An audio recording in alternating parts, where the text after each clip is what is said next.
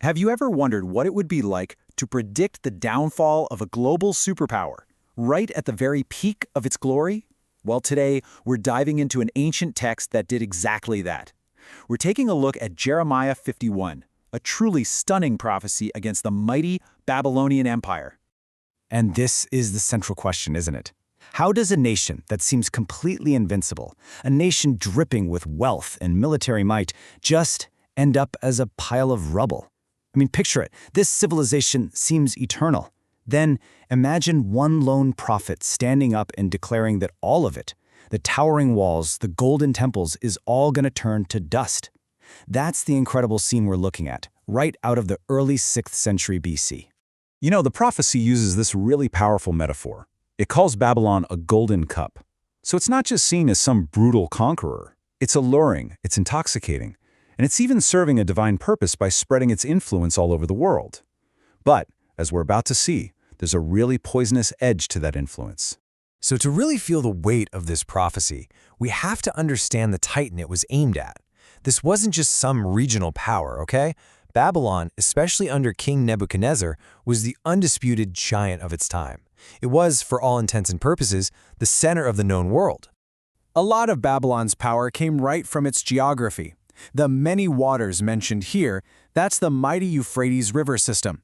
It acted like a natural fortress and a superhighway for trade, all in one. The city was just overflowing with treasures. It seemed completely permanent and totally secure.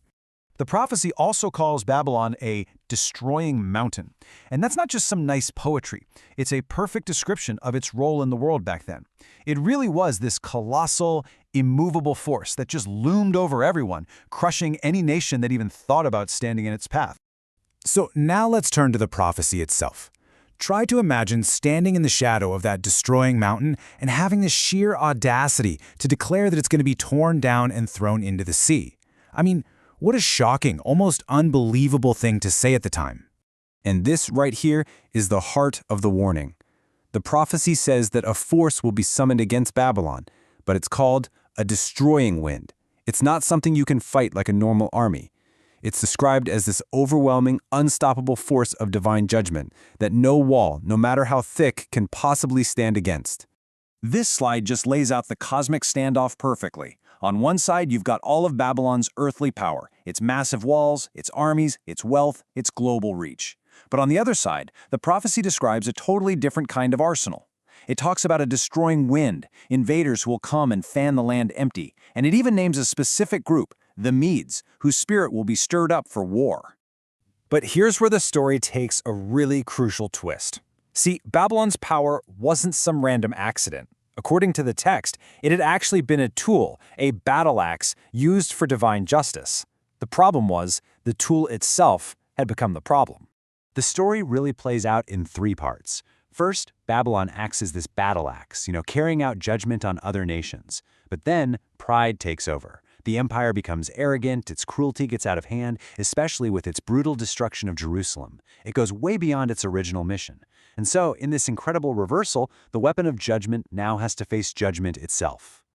So you have to wonder, was this just some powerful poetic threat? Or did this incredibly specific prediction actually come true? Well, when we look at the historical record, the story gets even more amazing. You see, the prophecy wasn't just about if Babylon would fall, but how it would fall.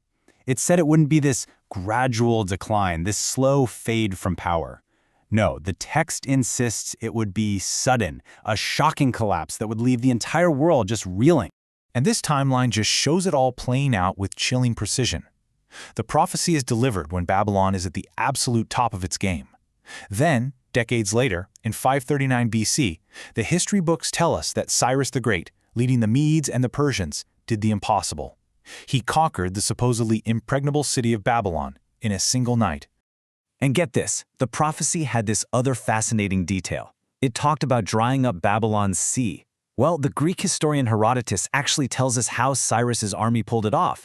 They literally diverted the Euphrates River, which flowed right through the heart of the city. This lowered the water level just enough for their soldiers to wade right under the walls and take the city by complete surprise. Unbelievable. But the prophecy doesn't just end with the prediction.